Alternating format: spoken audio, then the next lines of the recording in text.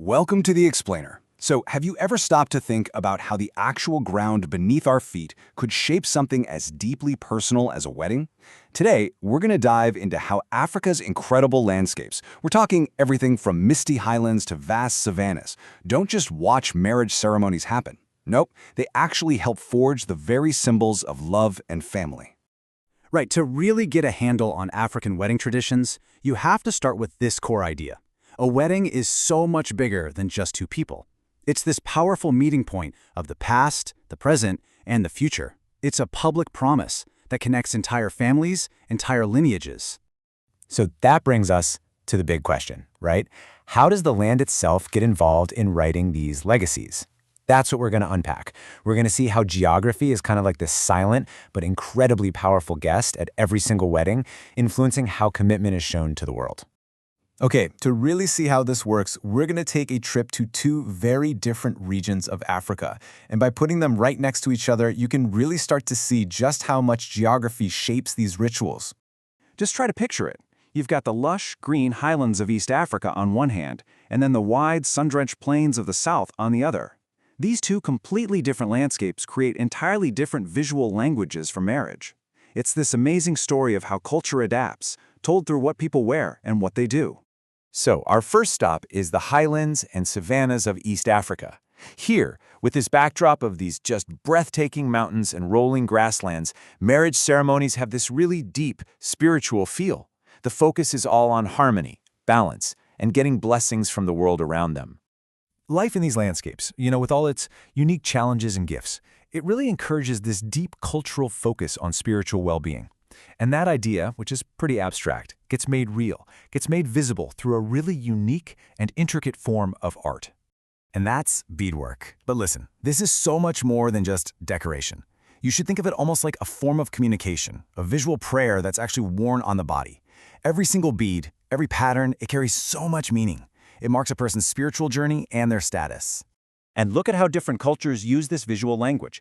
For the Maasai, whose whole life is tied to the savannah, those amazing layered collars are a public symbol of bravery. For the Kikuyu, in their fertile highlands, the beads are a real, tangible link to their ancestors. The styles are different, for sure, but the purpose is the same: to protect, to bless, and to show this sacred change right on the body.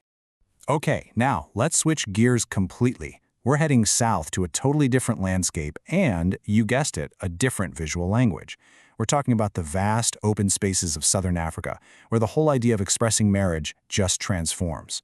In these huge landscapes, where the horizon just seems to go on forever, the focus of marriage shifts outward. It becomes less about your internal, spiritual state and way more about a public, social announcement. The whole point is to make your new status absolutely clear. Not just to your family, but to everyone, including the ancestors who are watching. And what's the main way they do this? With the ceremonial blanket. And again, this isn't just to keep warm. It's this powerful, enveloping symbol of a person's new role, their new responsibilities, and their new place in society. See, the blanket is basically a public announcement that you wear with pride.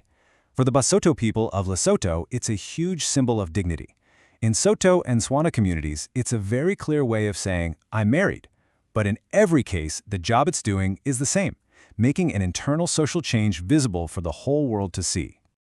All right, now for the really cool part. Let's put these two symbols, the beadwork and the blankets, side by side, because it's right here in this comparison that deep connection between the land and the ritual just snaps into focus.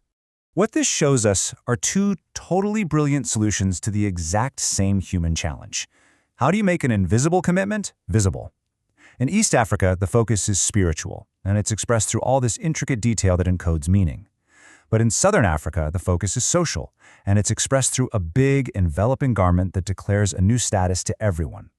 One blesses, the other declares. It really all boils down to this, doesn't it? Beads encode meaning, blankets mark transition. One is a detailed, complex language of spiritual importance, and the other is a bold, clear statement of social change. Two different landscapes, two brilliant symbolic answers. So let's zoom out one last time and just trace that whole journey from the landscape to the ritual. We've looked at all the little details. Now let's see how they all connect and tell one big, cohesive story. This is basically the cultural blueprint we've been following. It all starts with the land, the vertical feel of the highlands versus the horizontal feel of the plains. That geography shapes a different cultural focus, either inward toward spiritual harmony or outward towards social family lines. And from that focus, you get the perfect visual symbol, intricate beadwork or an enveloping blanket. It's just a beautiful, logical flow. So at the end of the day, the land you stand on literally shapes the symbols you wear. The landscapes of East and Southern Africa aren't just pretty backdrops for weddings. They are active partners in the ceremony, helping to create these unique and powerful symbols of what it means to get married right there in that place. And that leaves us with a pretty fascinating question to think about.